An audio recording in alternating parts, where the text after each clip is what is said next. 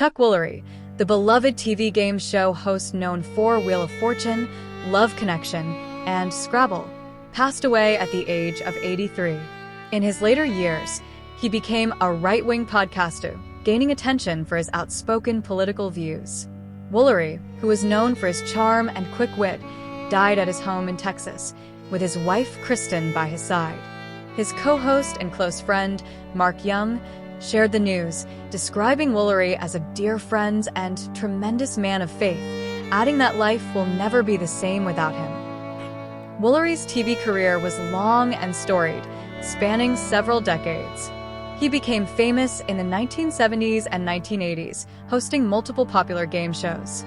In 2007, he was inducted into the American TV Game Show Hall of Fame, cementing his place as one of the greats in TV history. His charisma and sharp wit made him a favorite among audiences. In 1978, he received an Emmy nomination for his work as a game show host. One of Woolery's most well-known roles was as the host of Love Connection, which aired from 1983 to 1994. The show, which predated the era of dating apps, featured singles who would watch audition tapes of potential dates and choose one for an in-person meeting. Afterward, the couple would return to the show to share their experience, and the audience would vote on whether the date was a success. If the audience agreed with the guest's choice, Love Connection would sponsor a second date. Woolery's catchphrase, "We'll be back in 2 minutes and 2 seconds," along with his signature two-finger gesture, the 2 and 2, became iconic during this time.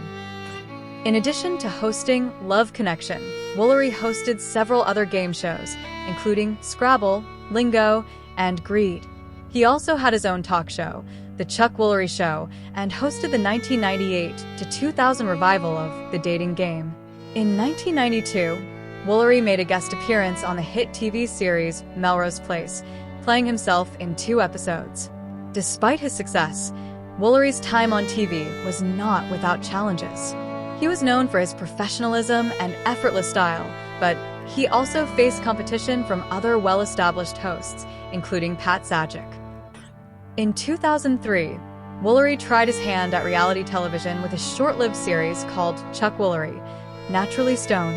The show was named after the song Naturally Stoned, which Woolery had recorded with his 1960s rock band, The Avant-Garde. The reality series, which only lasted 6 episodes, was poorly received by critics, but it remains part of his broader career. Woolery's time in the entertainment world began in the 1970s when he helped launch the now iconic game show Wheel of Fortune.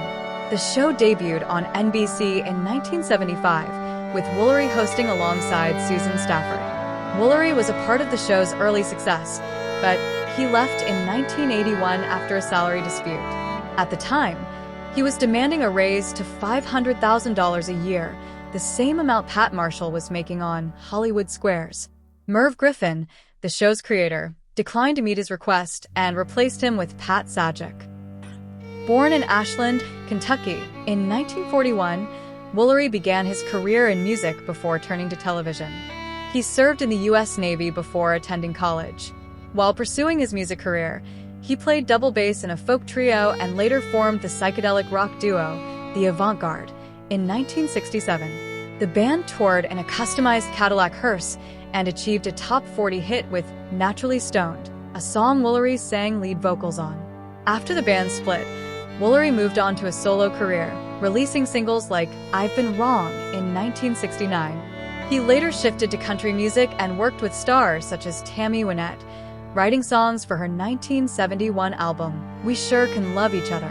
One of the tracks he co-wrote, The Joys of Being a Woman, became a hit for Wynette. Following his TV career, Woolery transitioned into podcasting, where he became known for his strong conservative views.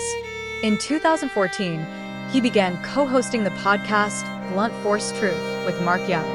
Woolery became a vocal supporter of Donald Trump, frequently voicing opinions against the liberal agenda. His political commentary often stirred controversy, particularly when he tweeted an anti-Semitic remark that linked Soviet communism to Judaism.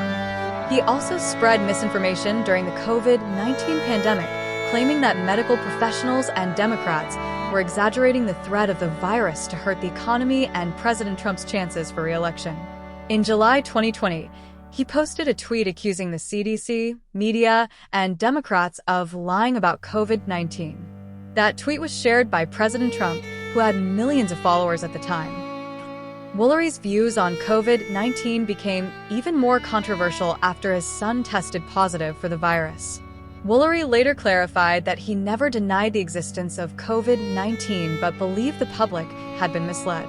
In a follow-up post, he expressed sympathy for those suffering from the virus and acknowledged the reality of the pandemic. His podcast continued to reflect his support for Trump and his resistance to progressive policies. Woolery was known for posting conspiracy theories and retweeting conservative articles that painted the Democratic Party as proponents of Marxism.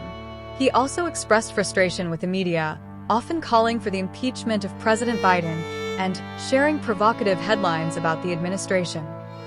Chuck Woolery is survived by his wife, Kristen, his sons Michael and Sean, and his daughter, Melissa. His passing marks the end of a long and eventful life in the entertainment world and beyond. Whether as a game show host or a controversial political voice, Woolery's impact on pop culture and media will be remembered by many.